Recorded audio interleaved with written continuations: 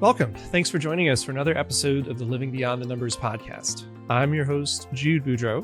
I'm here with our Director of Positivity, Caleb Arringdale. Hello. And then we've got two special guests with us today.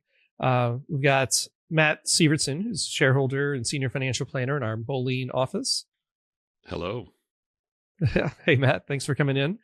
And then we're kind enough to have Marty Kurtz join us today, who's founder of the Moline office and the name the Planning Center. So, Marty, welcome.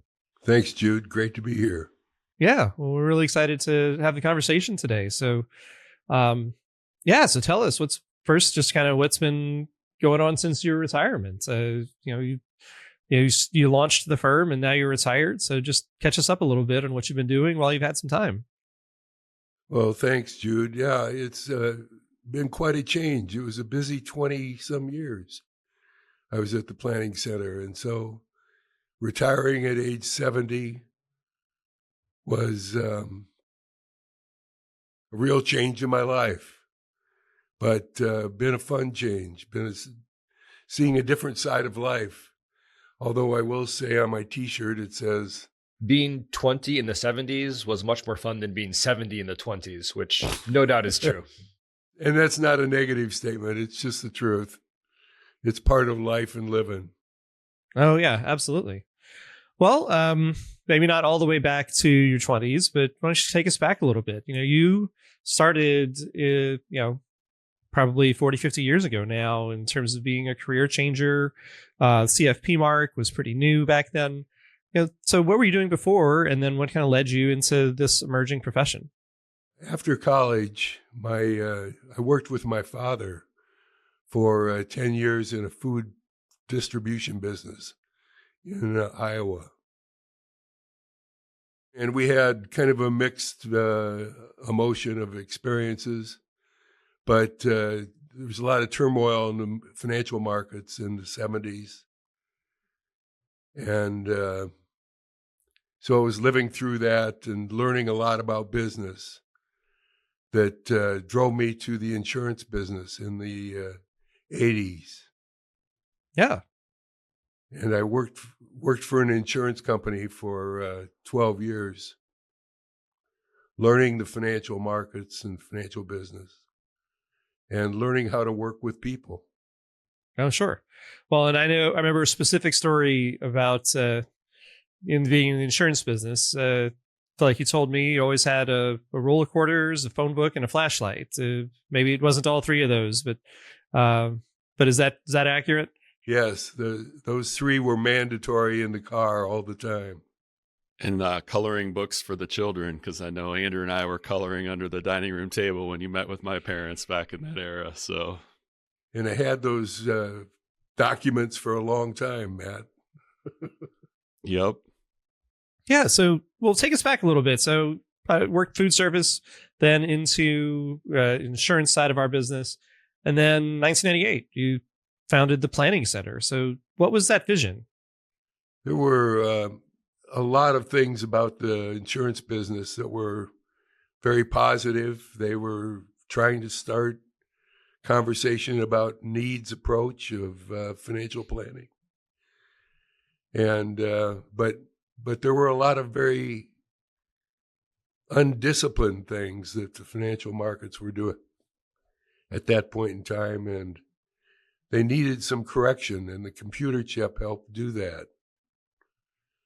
I mean, when we had a roll of quarters, a map, and a phone book, those were all necessities because we had 2 appointments a day, 7 p.m. and 9 p.m. And the 7 p.m. was usually older folks that were late in their working careers. And the later one was young families that put the kids to bed. And they came over afterwards. And so instead of continuing on with that for the next decade or two, we started to make a change that said we're going to meet with people in an office in a business relationship and try to help them understand what their true needs are in a holistic approach. I mean, not just a sales environment. Now, the insurance industry had a process called live, die, quit. That live, die, quit was buy a life insurance policy and it does it all. It's the Swiss Army knife of financial planning. And that was kind of the arrogance that we went out with, that we tried to have people understand where their needs were. And by buying one product, they could change their life and living. And that was basically true, but wasn't a very satisfying process for people to deal with.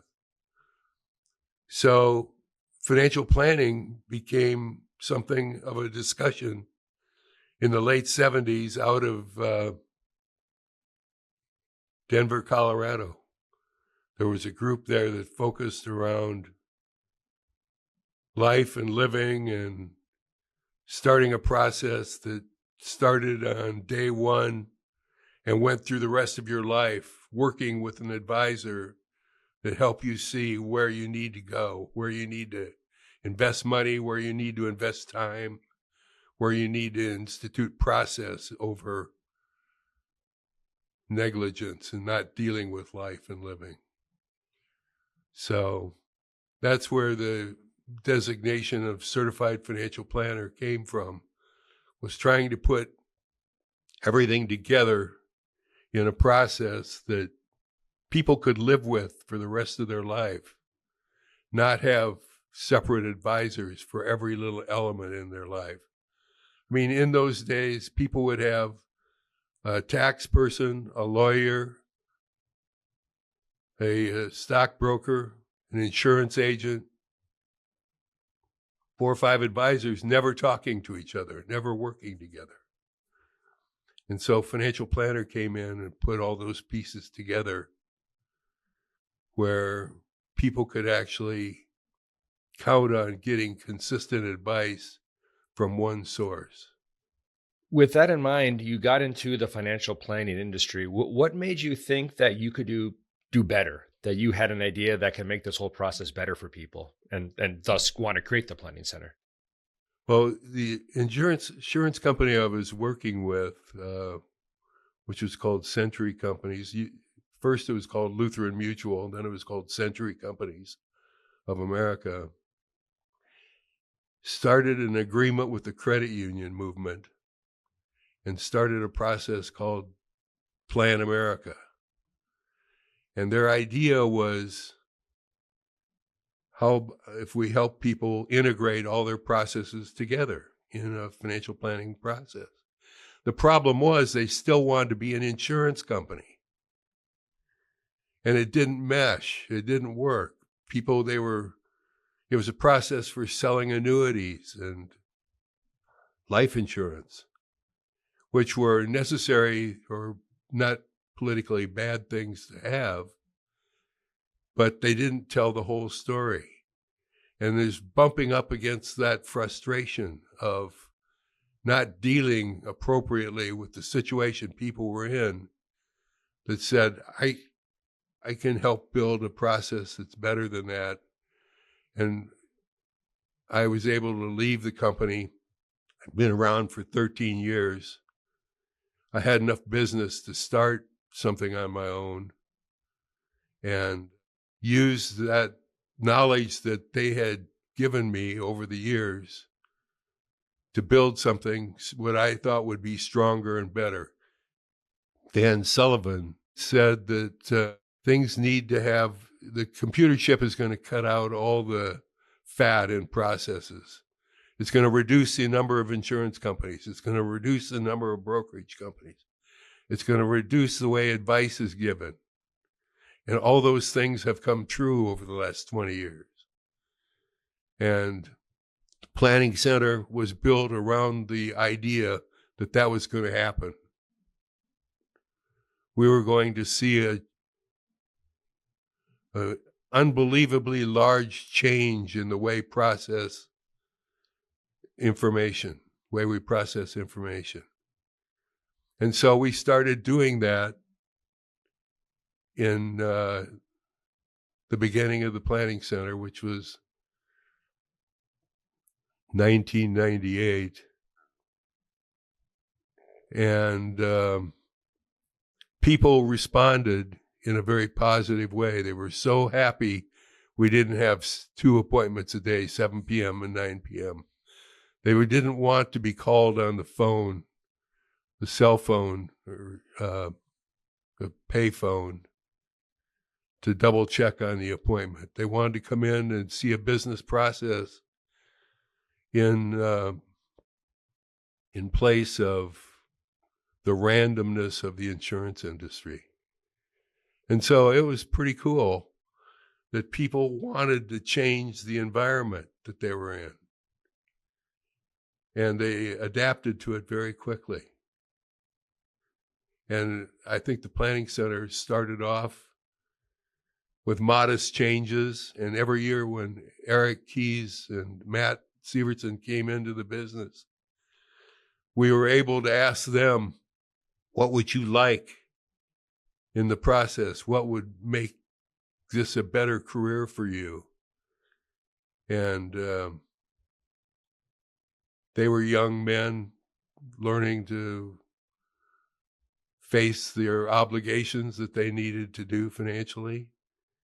And we're able to build on that and change things as we went through time to a more adaptable process of life and living. Well, that's cool. And so the Planning Center started in 1998. I joined the Planning Center in 2020, just before, I think just before you retired. What's the biggest surprise to you that you've seen in the development of this firm over the last 25 plus years? I think one of the most amazing things has been with the process that we started and the documentation we've done.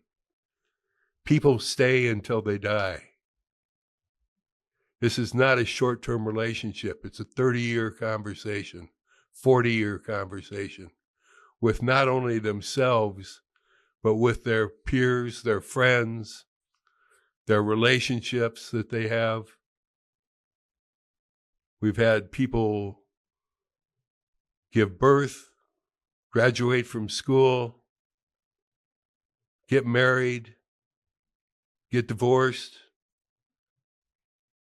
process inheritance of their heirs, their mothers and fathers, and go through all these changes in life that could never be foreseen that first day that they came in and sat down and said, what are we doing here and what is financial planning? Every definition we tried to put out seemed shallow on what the relationship would be like. And I can tell you, I have people that since I've retired, it's been 5 years now, people since I've retired still come up to me and say it was the most meaningful relationship in their professional life, having a personal financial planner. And to be able to say we've done that for 2 generations, 3 generations, probably even 4 generations today, has been a total revolution to me. I had no idea that would happen, but it did happen. And it's continuing to happen. And I think is the big draw that is going to bring people in the future. The new generation of affluent America is coming out, and even not so affluent America is coming out saying, we want a better life. We want to be prepared for the future. We want to have things that build on our life and living. And so I think that's been the greatest surprise to me. People stay until they die, and then they pass on the relationship to others. Yeah, it's as one of that next generation. It's been, it's a privilege to have those relationships that, you founded and cultivated, and then have many of us, who are now responsible for those relationships to help continue and help those families through that next phase of whatever's going on in their life. So it's one of the great things about the work that we get to do. It's like a torch, Jude, is being passed around, and we started this little flame in Moline, and we've passed it on to 5 other organizations, something like that have joined in. Like Jude, you're carrying that flame, that torch that says, we're going to do this for you. And that's been a great thing. And others have joined in around the country too. Yeah, I think it's a beautiful way to think about that, how we carry forward these values or ideas or dreams for the people that we get to work with. Well, in a little pivot there, I mean, part of that is getting to work with each other. And so, Matt, wonder if you and Marty might share a little bit about what that was like when you joined. You joined. Eric Keys, our current CEO, joined around the same time. So, yeah, share a little bit more about what that time was like for you, the two of you. Yeah, joining for myself in 2003 and Eric 2004. We were kind of right at that year 5 and 6 for the Planning Center, and we definitely could witness. Marty had made the switch from the insurance he had mentioned to bringing in clients, and I think kind of got things stabilized, probably in an investment anchor.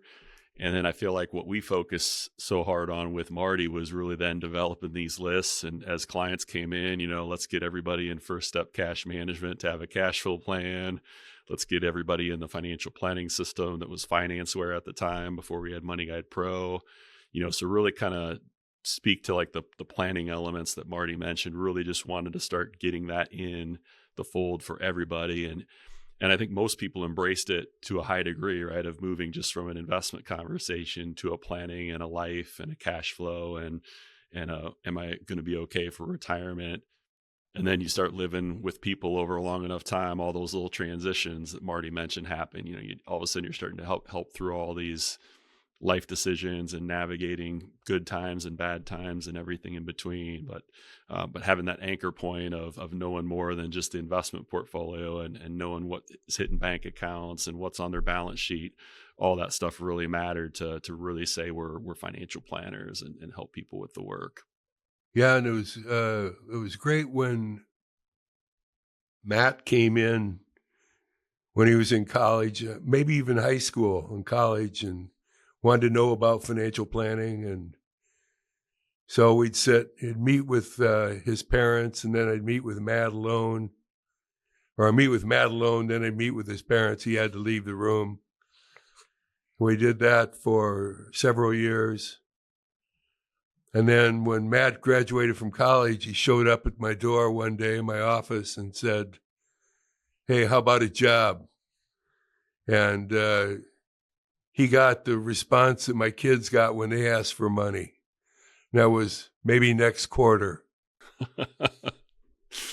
Yep. It took 3 quarters. It took 3 quarters, but those were very tumultuous times too. Yeah, there was a dot-com bust in 2000, 9/11 attacks were 01. The 1-year anniversary of 9/11 into 02 was even worse. And yeah, so you pushed me for 3 more quarters, and at the bottom of the markets, you still hired me, and then things turned around. Well, yeah, I thought it was time to solve the problem. Yep. Which did start to work right away. Matt started to work on projects like putting everybody in a notebook. Mm-hmm. It was our first experience of getting away from files and having a notebook where we could concentrate all the data from all these different sources and make sure we had the data from different sources. So that was kind of a first revelation. And then secondly was putting a second person in the room with clients. And so for all my years of experience, I was able to bring in someone who had no experience and have them firsthand watch what was going on in the room. With one set of rules that we did put in place was, for at the beginning here, you will be silent. And I just want you to absorb. We don't need input. We need documentation. And so Matt did that. He came in and sat in meetings for a number of years, which led me to the belief that it takes 5 or 6 years of stoic study for someone to become a really true financial planner, to be what we would call safe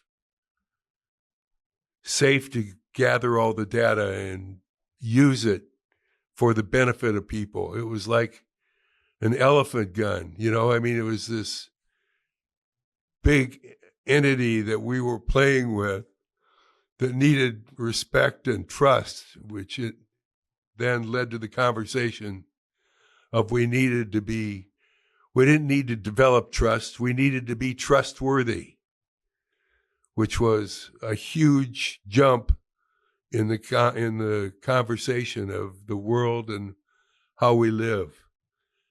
We don't worry about being trusted. Don't worry about being something that people could say, well, I trust him. I didn't care if they trusted me or not. What I wanted to be is trustworthy. Then it was up to them to make the decision whether they believed it or not, which led to the conversation of trust is a gift.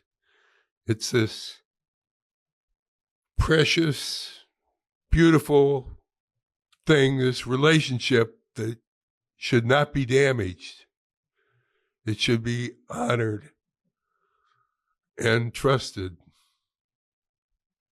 but not for the sake of being trusted, for the sake of being the right thing for people to have in their life. And so that was a totally different conversation. We had a lot of people that were saying, trust me, trust me, trust me. We said, I had a meeting of widowers one time, and we had a circle meeting with 8 or 10 widows that came in, and we were talking about our process, the Planning Center, and the problems with life and the hardships and how to deal with things. And I know one lady raised her hand who has been a longtime client. She said, Marty, why should I trust you? And I said, well, Karen, there's no reason to. It's a gift. You've got to decide whether you want to give us your trust or not. Our job is to fill that need, to be trustworthy. She said, that was a good answer.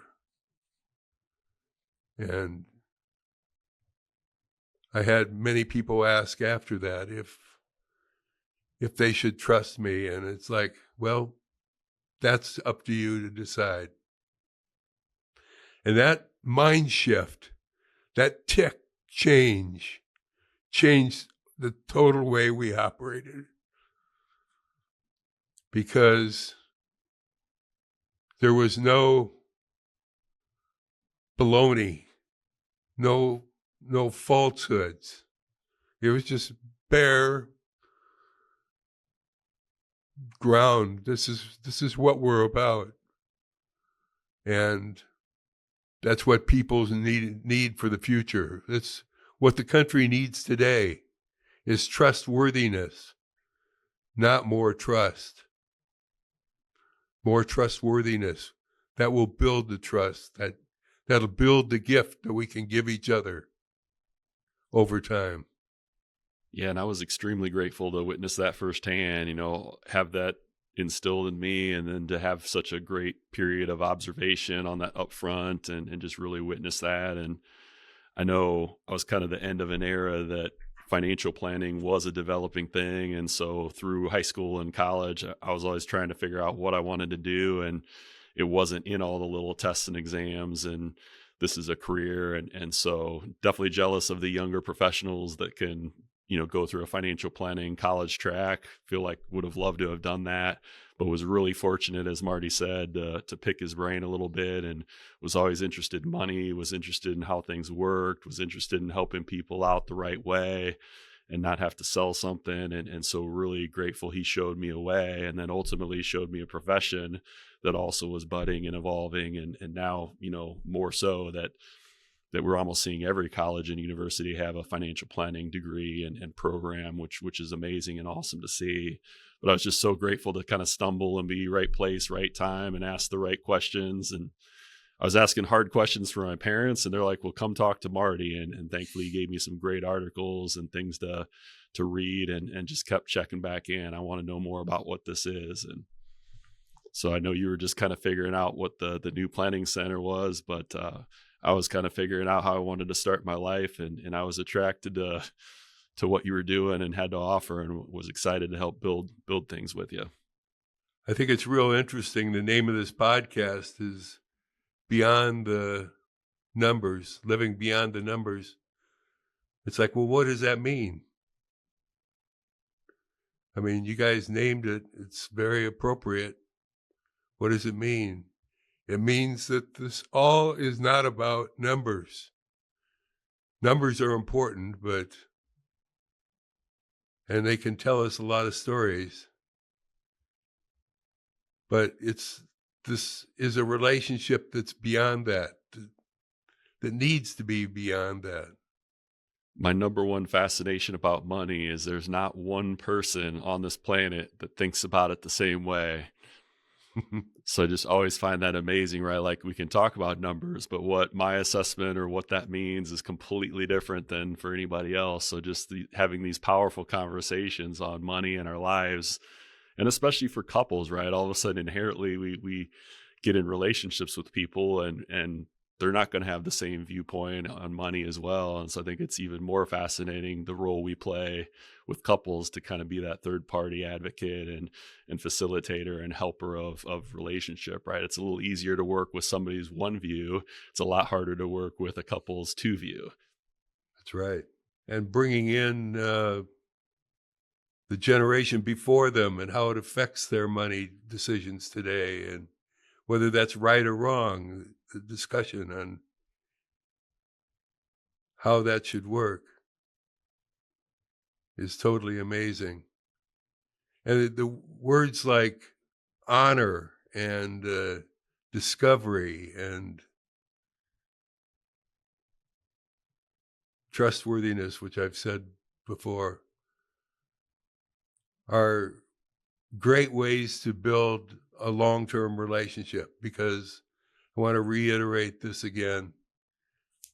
We are talking about a 30 or 40-year relationship, longer than most marriages, because it goes beyond the life and living of one person.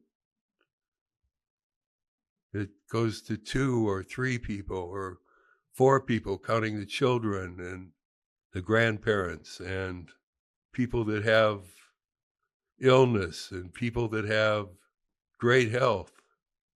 All those come into the conversation. In a capitalistic world, nobody has ever lived like this. We've got to always have that in our mind. This is a different world than with money and life than people lived with even 30 years ago or 50 years ago. And so when we put out that idea that wouldn't it be cool if people came to the planning center, the same concepts, different ideas, on who they're working with and what the client's name is. It's a totally new revelation in a capitalistic world, and a very necessary element for capitalism to continue and grow. It's not going to be the same. Things are going to look a little different. But the core element, that beyond the numbers, but it's going to have pieces in it that keep it safe. And safety is a big thing. It was a big conversation we had with our advisory teams. How do we remain safe? How do we have a safe conversation? How do we keep people in safe circumstances? Those are all pretty key elements to what this financial planning business is about. So maybe share a little bit about what do you feel like that means, Marty? How do you think we do that work for people? Well, I think it begins with a commitment on both sides of the table that we're going to work together and be honest and be wholehearted. And we're going to meet and talk to each other about what we're doing. We're not just going to blow through a checklist of items that say we did that, we did the tax planning, and we did the estate planning, and we did the life insurance planning, and we did the tax planning. And we put all those elements together. I've heard commercials like that. And it's like, we're not just putting together boxes that we check off that say these are the elements of the financial plan. It's moving in and sitting next to each other in an environment where we're saying all those things, we know that. What does it mean? Where do we go from here? And we have an honest discussion with people about where they want to go. And life is full of wrinkles. Things don't just work,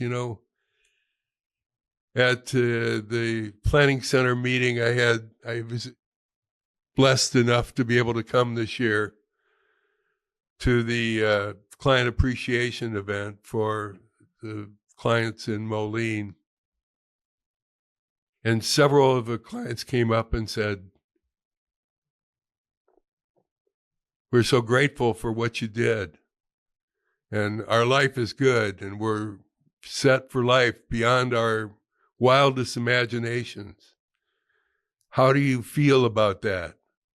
And I said, "I feel great about that. That is the highlight of my career. But here's something you need to understand. You did what we told you to do.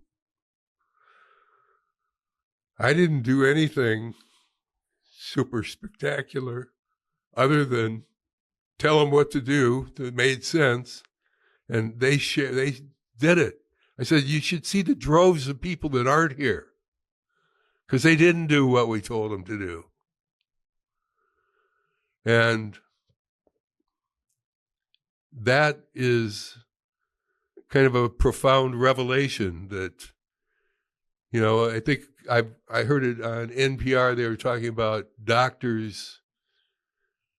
29% of heart doctors say that 29% of their clients follow what they say to do. The other 31% or whatever it is don't. They don't follow what the doctors tell them to do. And so they have different results. And so our job as financial planners is to not give advice, but to create curiosity. And that's one of the things that I think is a new revelation to people, is they the ones that are successful became curious, and they became driven by the fact that if they did this, maybe they would have better results. And so they'd share their deepest concerns. They share their deepest relationships with their family and their friends.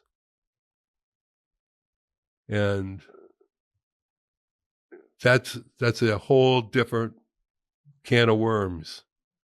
Yeah, for clients, it's like showing up with step one, but then how they show up, right? Whether it's authenticity and vulnerability and what they're willing to share to help us see and better understand how they're processing things, feelings, emotions, right? All of that, right? If people are putting up a lot of walls, right? It's tough for us to really help guide them and help life be better, right? So yeah, showing up's the first step, but then how they show up and the deepness of the relationship, definitely matters. And that's something I've been proud to have witnessed with you, and those relationships carry on. And 23 years from now, you're right. It's those people that keep showing up and really do the work. They're the ones that stick around and really see the value. Because yeah, like you say, there's so many droves of other people that then aren't even gonna show up. That's right. So in a nutshell, the job of the financial planner at the Planning Center is to create curiosity. And because giving advice kills conversation. And if they think they're getting advice, they're going to go home and say, well, Matt said I need to do this, or Jude said I need to do this. That's okay, but it's kind of shallow. We want them to say, I'm going to do this because that'll lead me to a different spot. I'm going to change my life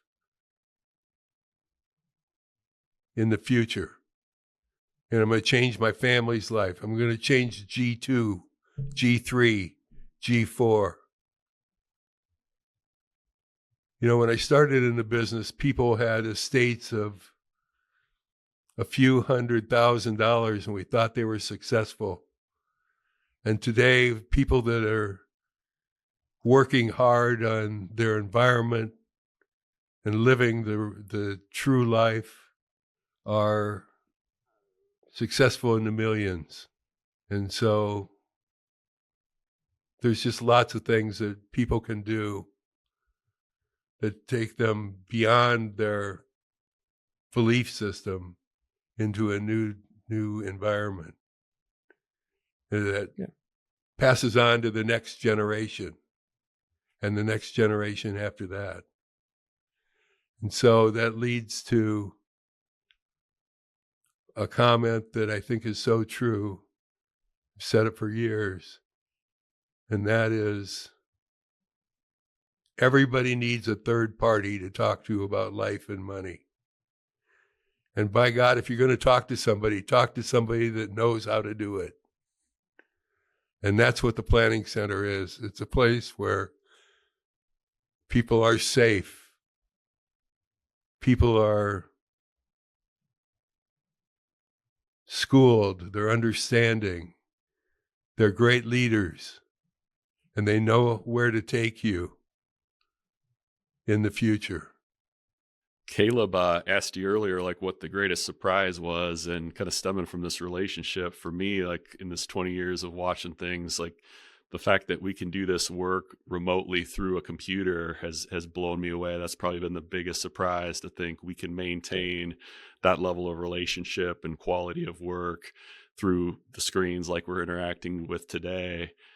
And so I know even just last hour had a client that was over in Iowa City, and Marty bought Michael Cavett out, and everything was very relational. We would drive over there meticulously. Everything was in person for years. And now all those relationships can be maintained through Zoom on the computer, and still having this level of relationship and not needing to be in the same room. So that to me has kind of been the greatest surprise. If you would ask me that 15 or 20 years ago, wouldn't have guessed that half my clients, I'd have that level of a relationship through this computer mode of operating.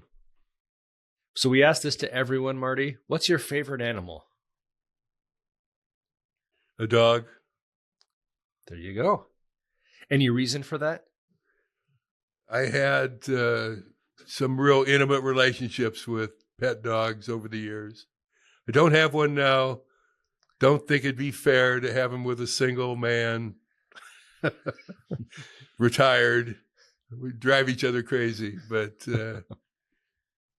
I would say a dog. Oh, very nice. Man's best friend. There you go. The other one we do a lot is around traveling. The best place you've ever traveled. So, like, what is the best place you've ever traveled? I probably had the most fun in India. I had a speaking engagement in India, and they couldn't pay me wages, so they gave me a driver and a guide and a car for 7 days. Wow. And I got to live in India, which was a very cool experience and really broadened my horizons. That's awesome. Well, thanks. That's excellent. So, Marty, I guess any final thoughts for us before we wrap up our conversation today? No, I really appreciate the chance to have this conversation.